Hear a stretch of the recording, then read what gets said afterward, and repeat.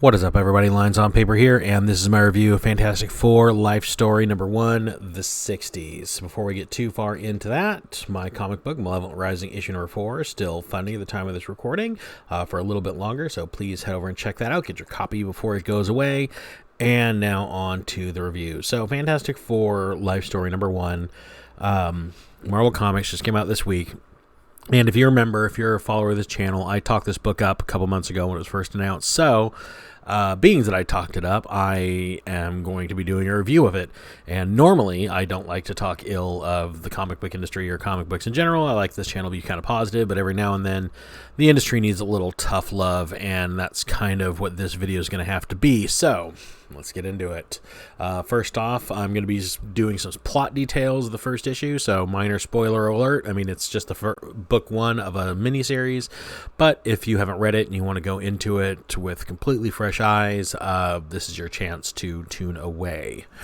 So, for those of you who have stuck with me, Fantastic Four Life Story number 1 was brought to us by Mark Russell with art by Sean Izaakse. I hope I said that anywhere near correct.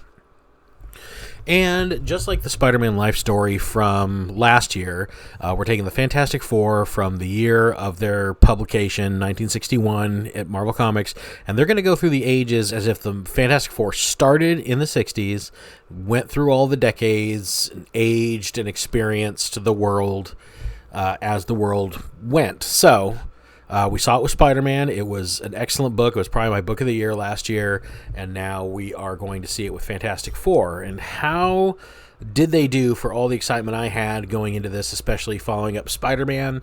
Well, they did poorly. This is not a very good comic book.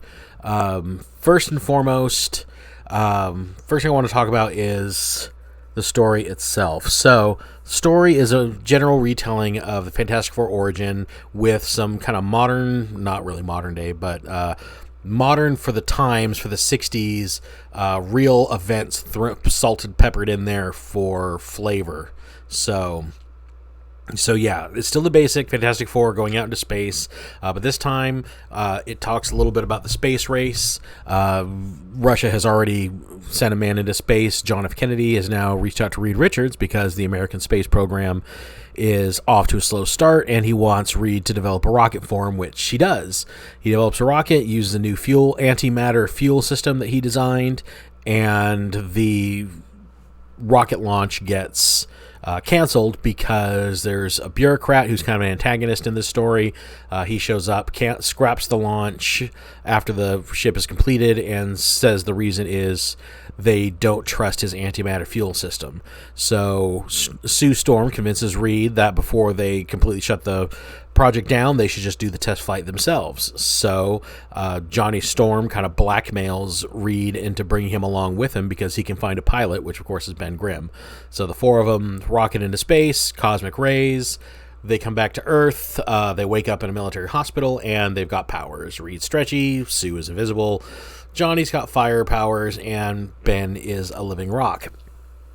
One difference with this is when they were in space, right before they got rocketed back to Earth, Reed Richards caught a glimpse of Galactus out in space. And this image kind of burns into Reed's mind. This force is almost like Lovecraftian cosmic horror that he got a split-second look at, is now kind of the driving force behind his work, because he believes that now that he sees this great destructive force out in the galaxy, he wants to make sure that Earth is prepared when him or something like him comes for us.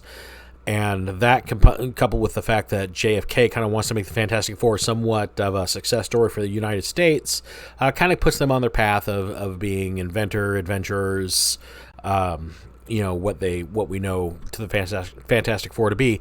So we're treated with some scenes of Fantastic Four fighting Mole Man. We even see some real world events. You see a couple members of the Four marching in the civil rights movement. They're on TV a lot. They're celebrities. And all the while, Reed is convinced that that Galactus is out there. He's coming for us. And that's what he should be focused on. So much to the point that when you see Reed Richards on TV, it's almost like he has to have a handler. He has that same bureaucrat with him does most of the talking because they never know when Reed's going to start spouting out about the big purple man in space. Reed eventually finds a way to get himself back to where he saw Galactus, and that's where the book ends. And that's pretty much the story. So let me talk about the problems I have with it. So first of all, the pacing of this book is really, really bad. Now, originally, when we had the Spider-Man life story, I know each book is supposed to span a decade, but Chip Zdarsky, when he wrote it, he was able to do it very fluidly. I didn't feel like I was being rushed through 10 years.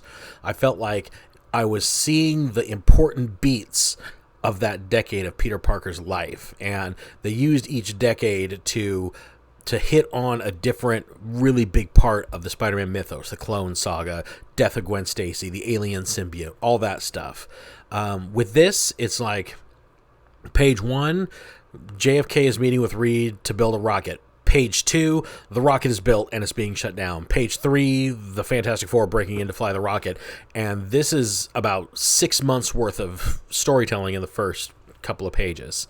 And I feel like this probably could have been done better by maybe leaving a bit to exposition or even a few bits out and just kind of focusing on the important parts and really getting us the meat of what makes those bits of the story so important. I mean, I don't know. It just, to me, it almost felt like it was wrenching my neck. I was just jerking back and forth through time as quickly as I was, and it wasn't having, and the story wasn't having time to marinate any of its themes. So then they get into space. Oh, before they get into space, I should say, one of the other problems I have is Reed and Ben Grimm, they don't know each other. Ben Grimm gets brought into the fold because Johnny Storm knows a guy, a pilot, and it never goes into their history together. It's just Johnny Storm knows a guy. So he brings Ben Grimm in. I think there was a bit of a mention of them meeting before, where they met before, but that's how Johnny gets to come. Johnny basically blackmails Reed, says, hey, you're going to let me and my friend come, or I'm going to call NASA and warn them that you're coming for the jet, or for the rocket. So, which, whatever, that's Johnny, I guess. So they don't know each other. So when they get back to Earth and everybody has powers and Ben Grimm is turned into a monster, they're in the original books, in the original storyline, Ben Grimm and Reed have a history together. So, and that kind of friendship that they have, the trust that he has in Reed, is pretty much what keeps Ben Grimm from tearing his head off when he sees he's been turned into a monster. Whereas in this storyline, he has no affinity to Reed. He's a guy he just met and just mutated him. So I don't understand what stopped him from just pummeling Reed into the ground with his gravelly strength. So that was one thing I had. And it kind of leads me to the next point of what I really didn't like about this book, which is the Fantastic Four is a story about family, friends, and they do what they do out of a sense of hope and adventure and the quest for the unknown and wanting to learn as much as they can. And it's kind of the going into space, cosmic rays, getting powers, seeing what they've seen. It just expands them. It expands Reed Richards' understanding. Ben Grimm is with them because he's loyal to them. The Four is his family. In this book, he does not like any of them. He is on his own most of the time. When they're on camera or fighting a threat, he's there with them. But as soon as it's over, he tells them to screw off and leaves, which I can understand based on what happened to him. But I mean, there's no sense of familiarity with any of the characters. I didn't even know Reed Richards knew who Sue Storm was until she's trying to talk him into stealing the rocket. And then it shows them getting married. It doesn't show any indication or any bit of what their life is, their love story, how they know each other, why they know each other, how they fell in love and met. I mean, none of that. And I feel like to really do the Fantastic Four, you kind of got to earn that. I mean, maybe this needed to be a 12-issue series, not so much a 6-issue, to where you could spend a bit more time in each decade. I don't know. But with that element completely gone, and the fact that the driving force of Reed Richards and the Fantastic Four is this sense of dread that something is coming for them, it's taken everything that makes the Fantastic Four the characters that they are, and it's thrown them completely out the window for this other darker, angstier, more deconstructionist narrative, which it just doesn't fit here to me. I mean, the Fantastic Four, it's kind of like what everybody thought was Superman in the Man of Steel movie, how Superman is supposed to be this hopeful, optimistic, confident superhero, and they kind of deconstructed him and put him in this darker, real-world, grittier movie. and people just didn't think it fit. Kind of what I feel like here. The Fantastic Four you've taken all that make them out, and then you've taken the 4 characters and you've put them in this storyline that's familiar, but because they are so different, it's not working. There's no reason for Ben Grimm to stay with the Fantastic Four other than the president asked him to kind of be a mascot for America. There's no reason for Reed Richards to keep Johnny Storm along with him anymore, other than the fact that he can turn into fire, and you kind of just want to make sure he just doesn't burn something. There's no chemistry with Reed and Sue. I mean, they barely interact in this book. It shows them getting married as just like a one-off panel. So I don't get it. I think that part of the story really doesn't work. The thing that should have been the focus wasn't the focus. And the thing that should be their drive is the opposite. And that brings us back to Galactus. So Galactus, they build him up as this big Lovecraftian cosmic horror, which I liked. The glimpse you saw of Galactus was terrifying. A literal giant being in space with this inhuman disjointed jaw just swallowing like a nebula. And that was very cool.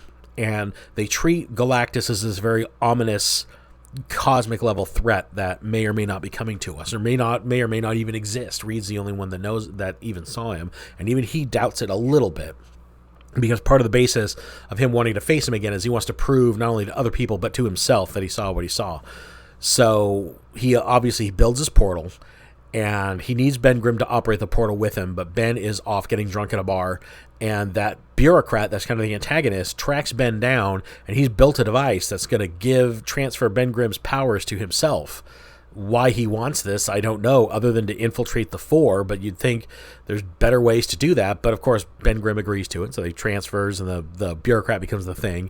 And he looks identical to Grimm, because that's just the way the power works. And he goes to Reed, the two of them go through the portal together, and they see Galactus.